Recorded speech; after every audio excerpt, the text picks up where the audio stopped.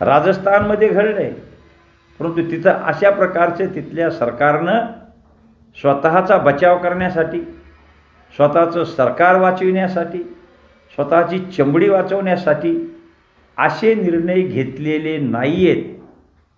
असे निर्णय घेतले नाही आहेत. म्हणून सरकारने याचा विचार करायला पाहिजे. आणखी वेळ गेलेली नाही. त्यांनी अध्यादेश जो काढायचा जो मसुदा तयार केलेला आहे, त्या मसुद्यावर जे सांगितलेलं आहे, तो अध्यादेशाच्या भानगडीत पडू नये पुढे चालून, असं माझं सरकारला सांगणं आहे.